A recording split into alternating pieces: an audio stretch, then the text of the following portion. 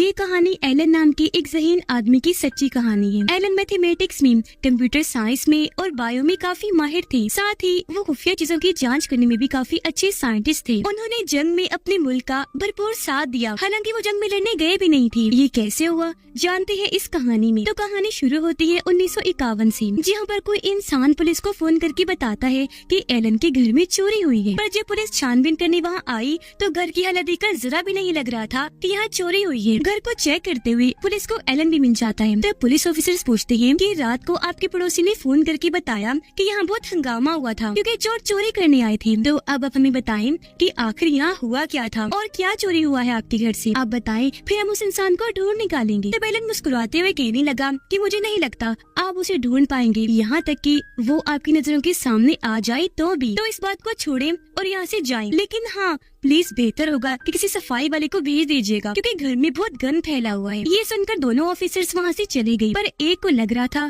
कि एलन जरूर हमसे कुछ छुपा रहे हैं। और फिर इसी के साथ ये कहानी चली जाती है फ्लैशबैक इन्हें गुजरे हुए वक्त में। और ये टाइम होता है 1939 का, यानी वो वक्त जब जर्मनी की वजह से दूसरी जंग शुरू हो गई थी और ब्रिटिश ने यानी इन लोगों के मुल्क ने भी जर्मनी के खिलाफ जंग का ऐलान कर दिया था। तो इसी वजह से दोनों मुल्कों के बहुत सारे खुफिया प्रोजेक्ट्स चलना शुरू हो जाते हैं। अब एलन गवर्नमेंट के एक ऑफिस जाते हैं जहाँ पर इनकी आर्मी के कुछ खुफिया प्रोजेक्ट्स चल रहे थे। यहाँ वो इन प्रोजेक्ट्स के हेड जो सबसे सीनियर थे उनसे मिलते हैं जो एक कमांडर थे। असल में ये कमांडर जॉब के लिए एक ऐसे आदमी की तलाश कर रहे थे जो जर्मन्स के खुफिया मैसेजेस जो कोड्स की शक्ल में होते हैं उन्हें डिकोड कर सके, यानी जुबान की सूरत में उसे बदल सके, उन्हें सुलझा सके, उनका सही मतलब बता सके। और आज यहाँ इस जॉब के लिए एलन इंटरव्यू देने आए थे। पर जब कमांडर को पता चला कि एलन को जर्मनी की जुबान का एक लफ्ज भी नहीं आता तो वो उसे वहाँ से निकालने का सोचता है, जिसके लिए वो अपने साथी को वहाँ बुलाता है। पर जैसे एलन एक मशीन का नाम लेते हैं जो कोड्स को डिकोड करती है तो कमांडर रुक जाते हैं, उसे बाहर नहीं निकलवाते। असल में एलन ने जिस मशीन का नाम लिया था उसके जरिए हिटलर इन्हें जर्मनी के सोल्जर्स आपस में ये मैसेजेस भेजते हैं कि कब, कहाँ और कैसे हमला करना है। एलन कमांडर को कहती है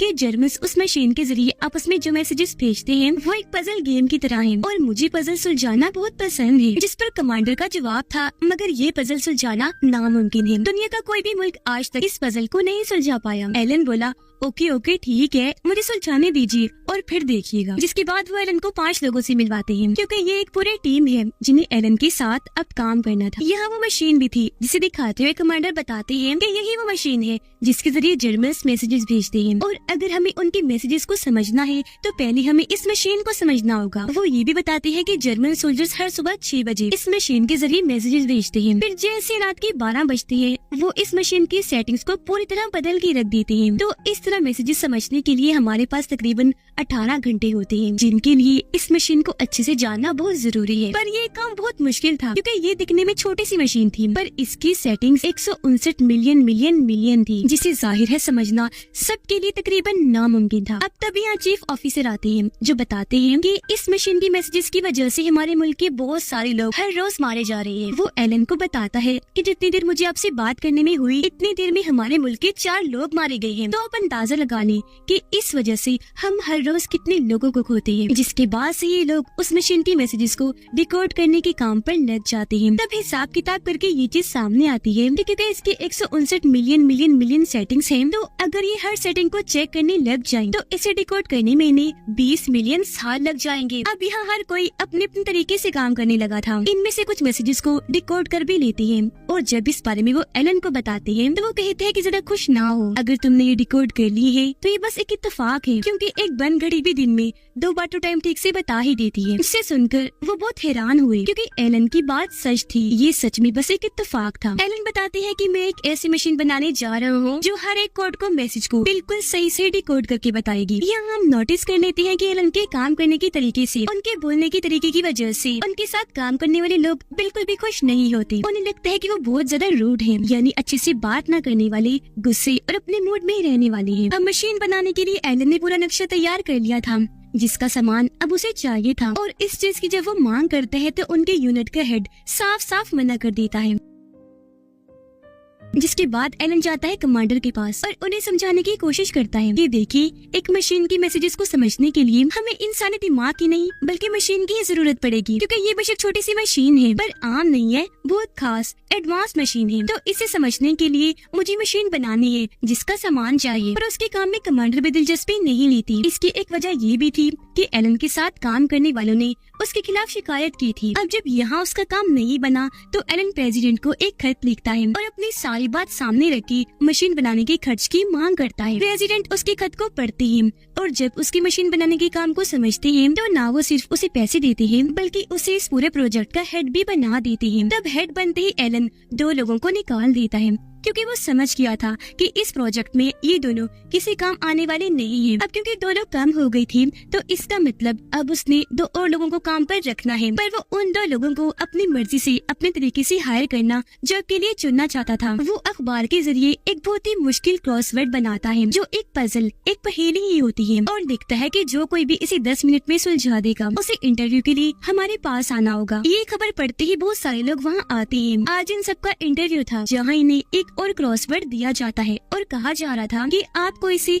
6 मिनट में सुलझाना होगा। उन इतने सारे लोगों में यहाँ सिर्फ 2 ही लोग थे जो इसे 6 मिनट में सुलझा देते हैं, एक लड़का और एक लड़की जिन्हें अलग बुलाया जाता है और इन्हें समझाया जा रहा था कि ये काम बहुत ही खुफिया है, तो इसके बारे में आप कभी भी किसी से भी डिस्कस नहीं करेंगे। फिर जब इन दोनों की ज्वाइनिंग थी, इन्हें जब से काम पर आना शुरू करना था उस दिन लड़का तो आ जाता है पर लड़की नहीं आती जिसका नाम जॉन होता है। वजह जानने के लिए एलन जब उनके घर गया तो पता चला कि जॉन को उसकी मॉम डैड ऐसी नौकरी के लिए इजाजत नहीं दे रही जहाँ सिर्फ मर्द ही काम करते हैं। लेकिन एलन तो किसी भी कीमत पर जॉन को अपने साथ चाहता था, क्योंकि वो इतनी ज़हीन थी कि उसने बस 5.5 मिनट में पजल को सुलझा लिया था। एलन जॉन को समझाता है कि हमारे टाउन में बहुत सारी लड़कियां हैं जो एक साथ रहती हैं, अगर तुम चाहो तो उनके साथ रहकर वहाँ से ही काम कर सकती हो। अभी हम देख पाते हैं कि जॉन बहुत ज़हीन है, लेकिन उसे फिर भी खुद पर इतना भरोसा नहीं है, क्योंकि उसने मैथ में टॉप किया था पर फिर भी उसे स्कॉलरशिप नहीं मिली। वो एलन से पूछती है कि आखिर तुम मेरी मदद क्यों करना चाहते हो। वो जवाब देता है क्योंकि कभी कभी दुनिया जिसे आम समझती है वो इंसान कोई ऐसा काम कर जाता है जो कोई नहीं कर सकता। दरअसल एलन की बचपन का एक दोस्त था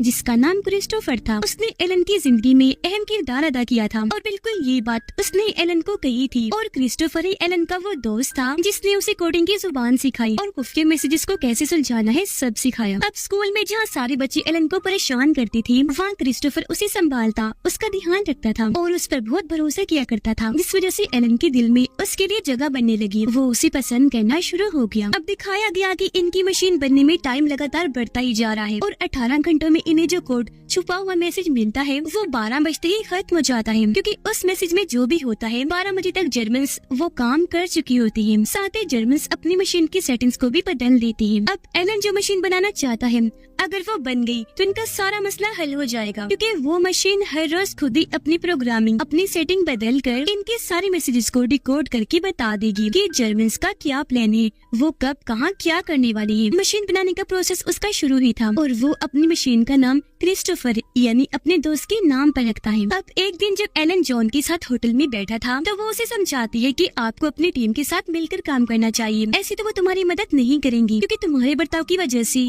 वो तुम्हें पसंद नहीं करती। अब उसके समझाने की वजह से अगले दिन एलन सबके लिए सेब लेकर जाता है, जो देखकर उसकी टीम को बहुत हैरानी हुई, क्योंकि वो तो किसी से सीधे मुंह बात तक नहीं करता और आज ये उसके अंदर अच्छा बदलाव था, जिसे देखकर उसकी टीम खुश हुई और आज से ही उसका साथ देना शुरू कर देती है। अब उसकी टीम का एक लड़का जो पहले उनका हेड हुआ करता था वो एलन को एक पेपर देता है जिस पर एलन ने जो मशीन बनाई है उसकी सेटिंग्स बदलने का तरीका था। वो कहता है कि मशीन की सेटिंग्स को इस तरह से बदलो, वो और जल्दी काम करना शुरू हो जाएगी। एलन ऐसे ही करता है, मशीन को इस तरह से ही बदलता है जिससे वो चलना शुरू हो जाती है, पर इसका कोई फायदा नहीं होता क्योंकि वो मैसेजेस को रिकॉर्ड नहीं कर पाती। दूसरी तरफ हिटलर, इन्हें जर्मनी की आर्मी ने हर तरफ तबाही मचा दी थी, सब कुछ तहस नहस करके रख दिया था। वो पूरे यूरोप में फैल चुके थे और ये यहाँ उन मैसेजेस को डिकोड करने में पूरी तरह से नाकाम थी जो जर्मन सोल्जर्स हमला करने के लिए एक दूसरे को भेज रहे थे। अब एलन की इस प्रोजेक्ट की वजह से गवर्नमेंट काफी परेशान थी, क्योंकि इस काम के लिए वो उसे पहले ही 85 लाख दे चुकी थी, जिसका कोई भी फायदा नहीं हो पाया था। इसलिए कमांडर अपने सोल्जर्स के साथ एलन के पास आते हैं और उसे कहते हैं कि आज से तुम्हें जो इस प्रोजेक्ट के लिए पैसे दिए जा रहे थे वो रोके जाते हैं और तुम्हें भी इस काम से हटाया जाता है और आज से ये प्रोजेक्ट बंद कर दिया गया है। फिर वो अपने सोल्जर्स को कहती है कि इसी वक्त एलन को यहाँ से बाहर निकाल दो। और जब सोल्जर्स उसे ले जाने वाली थी तो तभी यहाँ एलन की टीम आ जाती है जो कमांडर को कहती है कि अगर आप एलन को निकाल रहे हैं तो हमें भी निकाल दीजिए। फिर वो यकीन दिलाती है कि एलन की मशीन काम करती है, आप हमें 6 महीने का टाइम दें, हम सारे मैसेजेस को डिकोड करके आपको दिखा देंगे। कमांडर कहते हैं कि 6 महीने का नहीं, मैं तुम्हें 1 महीने का टाइम दे रहा हूँ। अगर इसके बाद भी इस मशीन ने काम नहीं किया तो मैं तुम में से किसी को भी यहाँ नहीं देखना चाहूँगा, सबको ही निकाल दूंगा। जो कहकर वो यहाँ से चला जाता है। अब जॉन को उसके घर वाले वापस बुला रहे थे क्योंकि वो 25 साल की हो गई थी और उसके घर वाले अब उसकी शादी करना चाहती थी। यहाँ वो एलन को बता देती है कि मैं घर जा रही हूँ क्योंकि मेरी फैमिली बुला रही है, वो मेरी शादी करना चाहती है। ये सुनकर एलन खुद उसे शादी के लिए कह देता है कि मैं तुमसे शादी करूंगा, तुम करोगे मुझसे शादी। दरअसल एलन ये कभी नहीं चाहता था कि वो वापस जाए। वो शादी के लिए मान गई और इन दोनों का रिश्ता पक्का हो जाता है, ये एक हो गई। फिर जब ये पार्टी करती है तो वहाँ एलन अपने दोस्त यानी अपने टीम के एक मेंबर से पूछता है कि क्या हो अगर मैं जॉन से प्यार भरा बर्ताव ना करूं। उसका दोस्त कहता है कि जानता हूँ तुम ऐसा क्यों कह रही हो, क्योंकि तुम्हें मर्द पसंद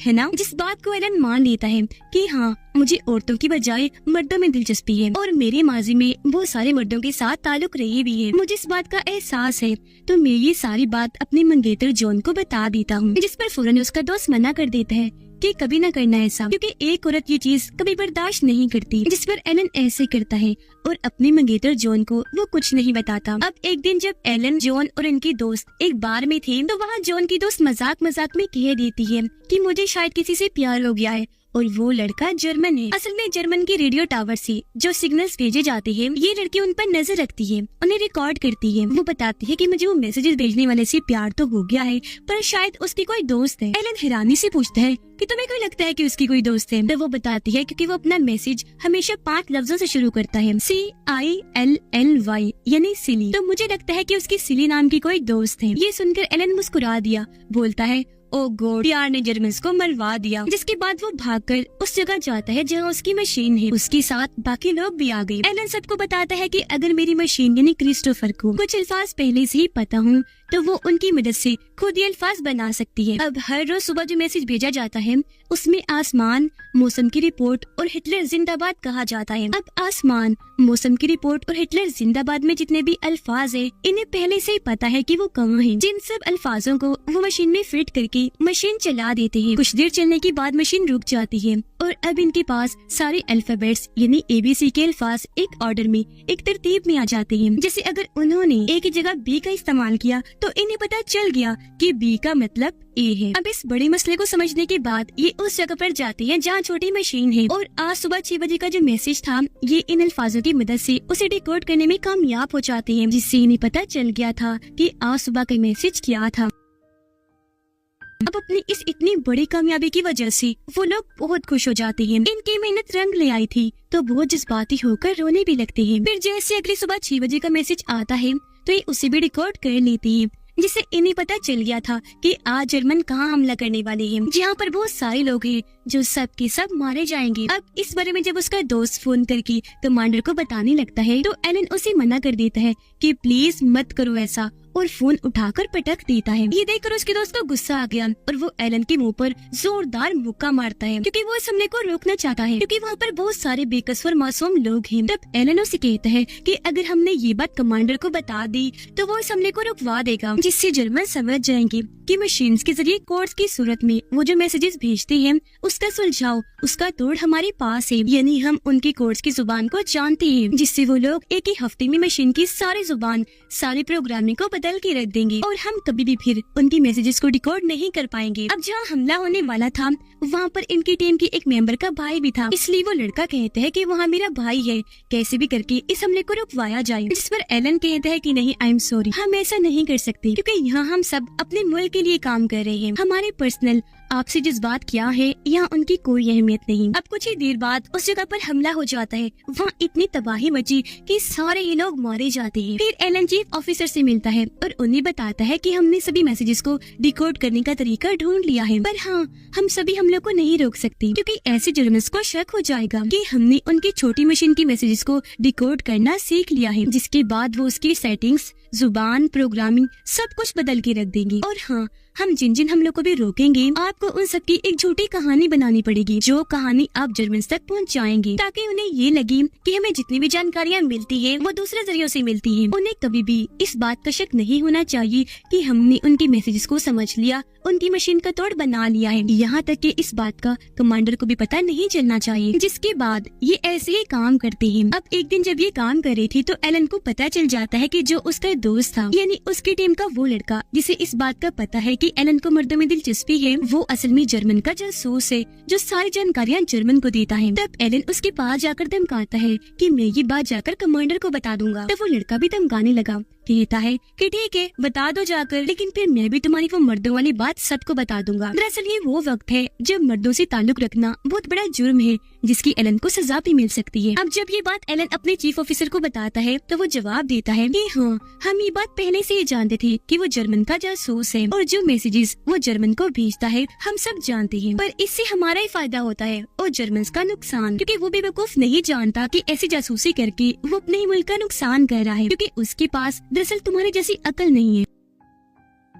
अब एलन अपनी मंगेतर जॉन को कहता है कि तुम्हें यहाँ से चले जाना चाहिए क्योंकि तुम्हारी जान को खतरा है। तुम ऐसा करो, अपने मॉम डैड के घर चली जाओ। पर वो मना कर देती है, ये कहती है कि नहीं, मैं कहीं नहीं जा रही, तुम्हारे साथ रहूंगी क्योंकि मैं तुमसे प्यार करती हूँ। यहाँ एलन उसे बता देता है कि मैं मर्दों को पसंद करता हूँ, उनसे मेरा ताल्लुक भी रहा है। फिर वो कहती है, जानती हूँ, शक भी था मुझे पहले से, पर फिर भी मैं तुम्हारे साथ रहना चाहूंगी। मैं तुमसे प्यार करती हूँ और मैंने तुम्हें माफ कर दिया, मुझे तुम्हारी फिक्र है। तब एलन जवाब देता है, पर मैं तो तुमसे प्यार नहीं करता, मैंने तुमसे मंगनी रिश्ता पक्का इसलिए किया ताकि तुम यहाँ रुककर हमारी मदद कर सको, बस, इससे ज्यादा और कुछ नहीं। इस बात से जॉन को बहुत दुख हुआ और उसे इतना गुस्सा आता है कि वो एलन के मुंह पर जोरदार थप्पड़ मारती है और कहती है कि तुम बहुत बुरे हो, तुम्हारे बारे में दूसरे लोग जो भी कहते हैं सब बिल्कुल सच है, तुम सच में खुद गर्ज एक घमंडी इंसान हो। इतना कहकर वो यहाँ से चली जाती है। और फिर ऐसे एलन अगले 2 सालों तक जर्मन्स की मैसेजेस को डिकोड करता रहा जो वो अपने सोल्जर्स को हमला करने के लिए भेजते थे। एलन की टीम ये फैसला करती है कि किन हमलों को होने देना है और किन हमलों को रोकना है। तो वो फैसला करती है कि हम बड़े हमलों को रोकेंगे ताकि अपने छोटे जीतों से जर्मन्स को यही लगे कि अभी तक कोई भी उनकी मशीन को डिकोड नहीं कर पाया। पर असल में एलन ने बड़े बड़े हमले और जंगों को अपनी मशीन से मैसेजेस को डिकोड करके रोक दिया था, जो जर्मन्स के लिए एक काफी बड़ी हार थी। फिर आखिरकार 2 सालों बाद ये जंग खत्म हो ही जाती है, जिसमें जाहिर है ब्रिटिश ही जीतता है। कहा गया कि ब्रिटिश कभी ये जंग जीत ही ना पाता अगर एलन अपने दिमाग से वो मशीन कभी बनाता ही ना, क्योंकि उस वक्त जर्मनी बहुत ताकतवर मुल्क था। इस जीत के बाद इनका चीफ ऑफिसर इस टीम से मीटिंग करता है, कहता है कि आप लोग अपनी इस मशीन को और इस प्रोजेक्ट के सारे पेपर्स को जला दो, खत्म कर दो। कभी भी किसी को ये पता नहीं चलना चाहिए कि तुमने इस प्रोजेक्ट पर काम किया है और अब तुम सब लोग अपने अपने घर जा सकते हो। इसके बाद ये कहानी वापस आ जाती है प्रेजेंट टाइम, इन्हीं मौजूदा वक्त में, जहाँ पता चला कि एलन के घर में कोई चोरी नहीं हुई थी, बल्कि वो रात में अपने दोस्त के साथ था और इस वक्त भी मर्दों के साथ ताल्लुक रखने को जुर्म माना जाता था, जिस वजह से एलन को गिरफ्तार कर लिया जाता है। तब जज एलन के सामने 2 ऑप्शन रख देता है कि या तो तुम्हें 2 सालों के लिए जेल जाना होगा, या तुम्हें अपनी सर्जरी करवा के अपने जिस्म में बदलाव करनी होगी, साथ ही तुम्हें थेरेपी भी लेनी होगी ताकि कभी भी तुम्हारे दिमाग में इस तरह की गलत चीजें ना आए। तब एलन सर्जरी और थेरेपी को चुनता है, जिसकी वजह से वो काफी कमजोर हो गया था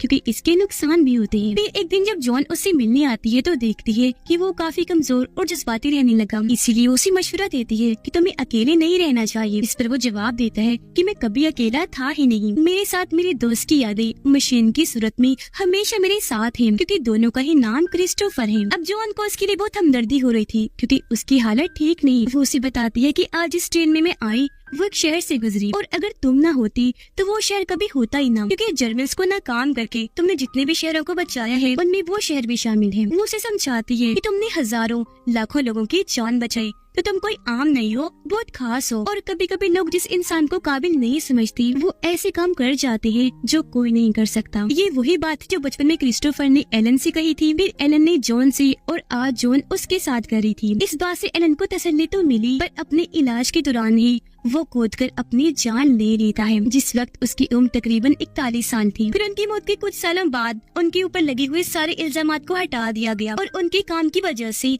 एलन को काफी सराहा गया, उनकी तारीफ की गई, बहुत इज्जत मिली, क्योंकि उन्होंने कारनामा ही ऐसा करके दिखाया जो कभी कोई नहीं कर सकता था, जिन्होंने जंग में जाए बगैर ही अपने मुल्क का बहुत साथ दिया और हजारों लाखों लोगों की जान बचाई। और इसी के साथ एलन की जिंदगी की ये कहानी इधर ही खत्म हो जाती है।